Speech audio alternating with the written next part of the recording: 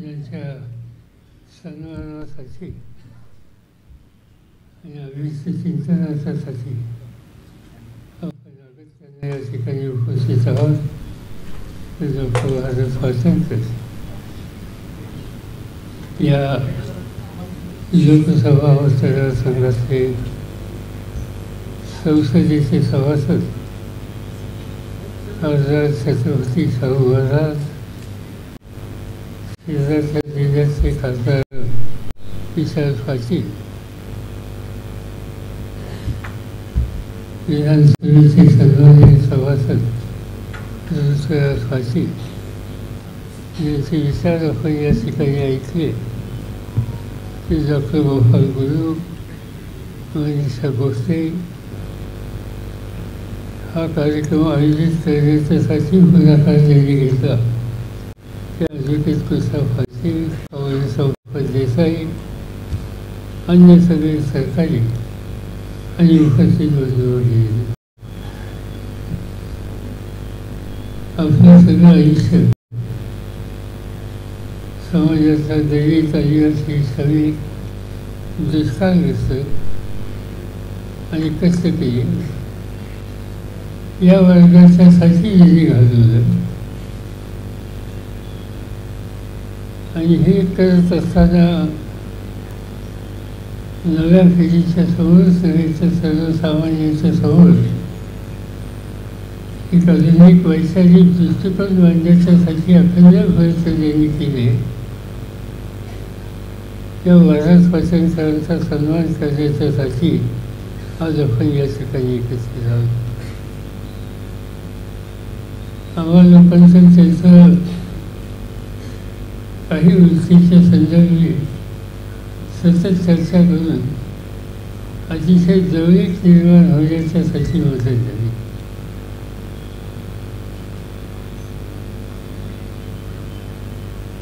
त्यांनी महाराष्ट्राच्या विशेषतः दुष्काळी भागातल्या लोकांच्या महत्त्वाच्या प्रश्नाच्या संबंधी अत्यंत बारकाईनं अभ्यास करून लोकांना संघटित करून राज्य सरकारला या संदर्भातली धोरणं ही बदलायला लावण्याच्या संबंधीचा आग्रह हा त्यांनी सातत्याने ठेवला.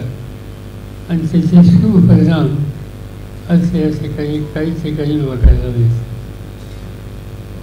सांगलीसारखा जिल्हा, जत, आटपाडी यासारखा भाग, खटाव तालुक्याचा सातारचा काही भाग, असे काही परिसर आहेत की एकेकाळी सर्वसामान्य माणसाला 2 वेळा अन्नाच्यासाठी सुद्धा संकट निर्माण करावं तिची भीषण परिस्थिती केवळ मर्यादित किंवा पाण्याच्या अभावामुळे त्यांना सहन करायला लागत होती. त्यांच्या जीवनात काही बदल कसा करता येईल या प्रकारची अगदी भूमिका स्वातंत्र्याने सातत्याने केली. कधी कधी गंमत मला वाटते, हा सगळा भाग प्रतिकूल परिस्थितीवर मात करण्याच्यासाठी सतत जागृत राहणारा अशा प्रकारचा आणि कष्ट करून जगण्याच्या संबंधीची साधनं उपलब्ध करण्याची काळजी घेणारा अशा प्रकारचा हा परिसर आहे.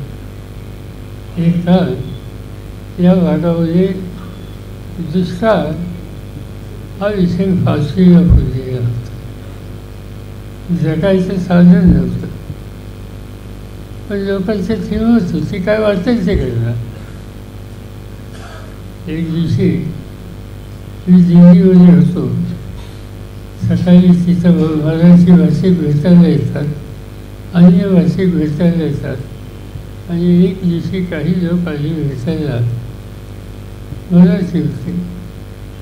त्यांना विचारलं कुठं आला, तर त्यांनी सांगितलं की सांगली जिल्ह्याच्या जत, आटपाडी भागातून. म्हणजे इथं काय पाहिलं तर इथं आमची सर्कस आहे. सर्कस हो, म्हणजे दुष्काळामध्ये वाईट परिस्थितीमध्ये जगायचं कसं याची चिंता एकेकाळी होती की आमच्या बापदाद्यांनी सरकशीचा उद्योग काढला आणि त्याचं नाव भगवान माळी असं त्याचे नाव घेतलं त्यांनी. आणि या भगवान माळीने पहिली सर्कस काढली आणि ते जे लोक आले होते ते सांगत होते की तिकडे दुष्काळ आहे, जगायचं कसं हा प्रश्न आहे. आणि त्यासाठी आम्हीसुद्धा या सर्कशीच्या रस्त्याला गेलो आणि त्या ठिकाणी या झोक्यावर त्या झोक्यावर वाघाच्या तोंडात हात घालतो, आणखीन काही काही चमत्कार दाखवतो. ह्या सगळ्या गोष्टी ते मला 2-3 सांगत होते. मग मला कौतुक त्यांचं असं वाटतं की या भागाचा माणूस संकटावर मात करण्याच्यासाठी काही करू शकतो. आज देशाच्या कुठल्याही कानाकोपऱ्यामध्ये गेलो, विशेषतः दक्षिण भारतामध्ये आपण तामिळनाडूमध्ये गेलो किंवा केरळमध्ये गेलो तर माझा अनुभव अनेक वेळेस असा आहे की विमानात खाली उतरलो की काही लोक बाहेर भेटतात, राम राम साहेब. म्हणजे हे दिसता पावसाळ्याचं दिसतंय. राम राम साहेब एकदम म्हणतात. त्याला विचारलं कुठं आला? पाऱ्यावरून आलं. पारं कुठं? या आसपासच्या जवळ. काय करतो? सोनं घालतो, चांदी घालतो. तिकडं दुष्काळ आहे, संकटाची स्थिती आहे, पण त्या संकटावर मात करून काही ना काहीतरी उद्योग केला पाहिजे आणि त्यासाठी कष्ट केले पाहिजे. देशाच्या कानाकोपऱ्यामध्ये कुठेही तुम्ही जा, सोनं घालणारे आणि चांदी घालणारे या दुष्काळी भागाचे हे कष्ट केलेले आलेले. आणि त्याचं महत्त्वाचं कारण संकटावर मात करून सन्मानानं जगायचं हे सूत्र या लोकांनी कायमचे ठेवले आणि देशाच्या कानाकोपऱ्यात घेतात. एकच आहे, मुलाचं लग्न किंवा मुलीचं लग्न करायचं असेल तर गावापैकी होली पाहिजे, हे वस्तू त्यांचं फक्त असतं. असा असा प्रकारचा उद्योग अलीकडच्या काळामध्ये या सगळ्या भागामध्ये बदल होते आणि त्या बदलाची जी काही कारणं आहेत त्याच्यामध्ये राज्याचं नेतृत्व वसंतदादांकडे असताना पाणी प्रश्नाच्या संबंधीचा आग्रह, धोरणात्मक आग्रह हा सातत्याने त्यांनी ठेवला आणि त्याचा परिणाम काही ना काहीतरी नवीन प्रकल्प हे त्या सगळ्या परिसरामध्ये झाले आणि थोडं उत्चित बदलते अशी स्थिती. पण यामध्ये फारशी शासकीय मदत न घेता लोकांना संघटित करून आपण काय करू शकतो आणि हे यशस्वी करू शकतो याबद्दलचा आग्रह आणि सूत्र हे डॉक्टर फाळकेंकरांनी पहिल्यांदा त्या भागात. आणि आम्ही बघितलं त्या दुष्काळी भागाचा प्रश्न असेल, पाणी वाचवाच्या संबंधीची भूमिका असेल, असे अनेक कार्यक्रम त्यांनी हातामध्ये घेतले आणि ते कार्यक्रम हातामध्ये घेऊन विशेषतः आज आपण बघतो की त्यांनी घेतलेल्या कार्यक्रमामध्ये पाणी भाज्याचं वाटप या संबंधीची एक मोठी भूमिका या सगळ्या परिसरामध्ये सातत्याने मांडण्याचा प्रयत्न केला. समन्यायी पाणी पुरवठा, पाणी वाटप याच्याबद्दलची चळवळ ही मोठ्या प्रमाणात त्यांनी सुरू केली आणि त्याचा परिणाम आज तुम्ही त्या आसपासच्या भागात दिसतं. त्याचा परिणाम आपल्याला कवठेमहांकाळच्या भागामध्ये दिसतो. ते पलीकडे सोलापूर जिल्ह्याचा जो तालुका आहे, तो दुष्काळी तालुका आहे, तिथपर्यंत हे सगळं पोचलेले. बाईकने पाणी द्यायचं, ठेवण्याच्या पाण्याचा वापर योग्य कसा येईल यासाठी काळजी घ्यायची. या सगळ्या गोष्टीच्यासाठी सातत्यानं लक्ष देण्याच्या संबंधीची भूमिका ही डॉक्टर फाळकेंकरांनी घेतली आणि हे अतिशय मोठं काम त्यांच्या काळामध्ये केलेलं होतं.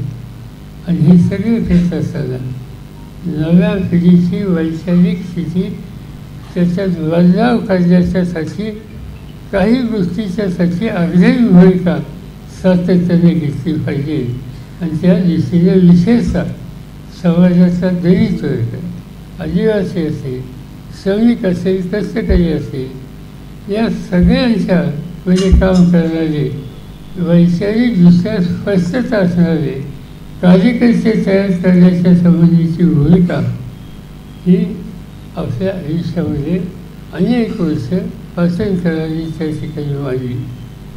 आज जे बदलण्याच्या संबंधीची भूमिका किंवा पर्यायी विकास नीती, पर्यायी विकास नीती किंवा महात्मा ज्योतिबा फुले आणि सांस्कृतिक संघर्ष अशा सगळ्या गोष्टींच्या संबंधी एक प्रकारचं वैचारिक मांडणी नव्या पिढीच्या समोर सातत्यानं मांडण्याचं काम हे पाचनकरांनी केले आणि त्याची उपयुक्तता समाजाच्या फार मोठ्या वर्गाला आपल्याला बघायला मिळेल.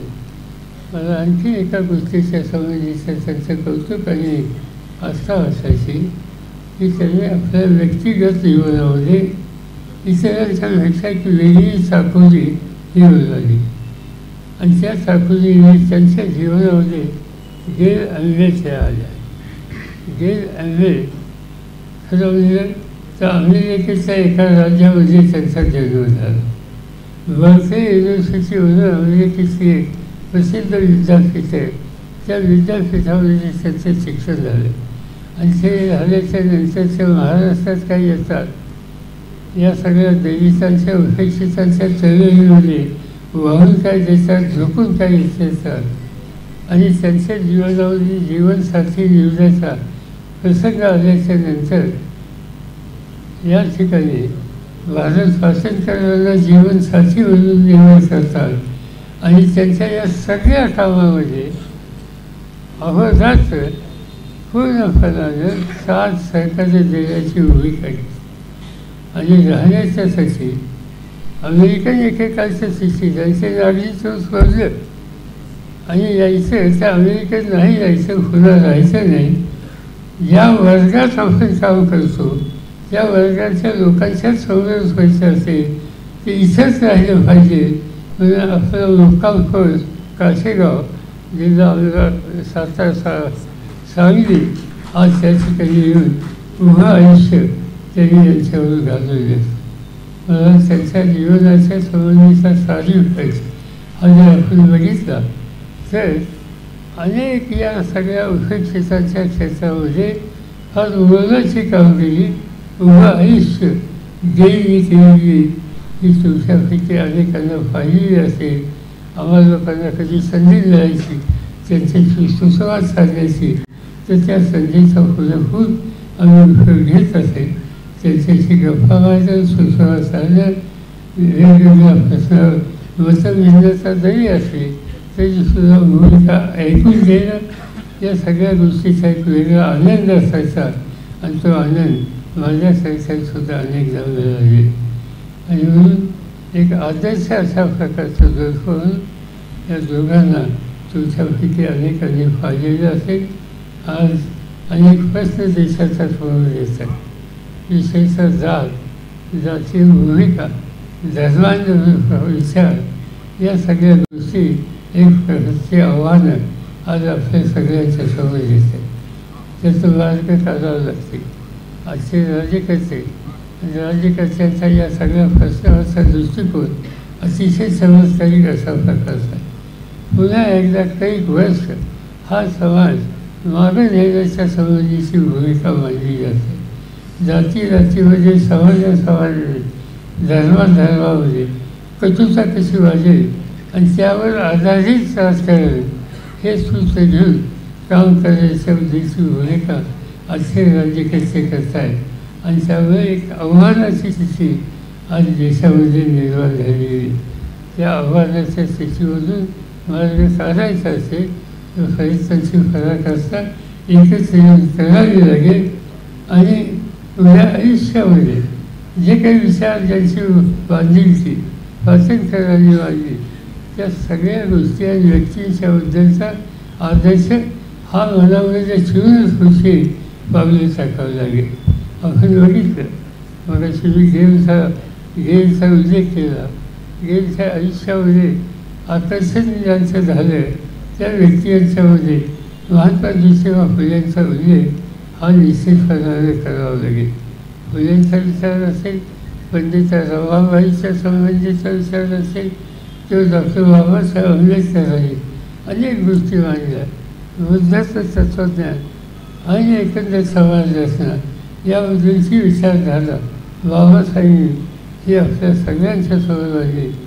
आणि हे सगळं सूत्रनिर्देश घेऊन विकासाचे पर्यायी सूत्र हे कसं मांडता येईल याबद्दलचा विचार या दोघांनी उभारताना आपल्या उभ्या आयुष्यामध्ये केलेले. आणि म्हणून एक अत्यंत विचारप्रवर्तक भूमिका घेणारे आणि परिवर्तनाची चळवळ ही काही भूमिका घेऊन राबवण्याच्यासाठी कष्ट करणारं असं व्यक्तिमत्व म्हणून आपण पाहतो. यांच्याकडं पाटणकरांच्याकडं पाहतो.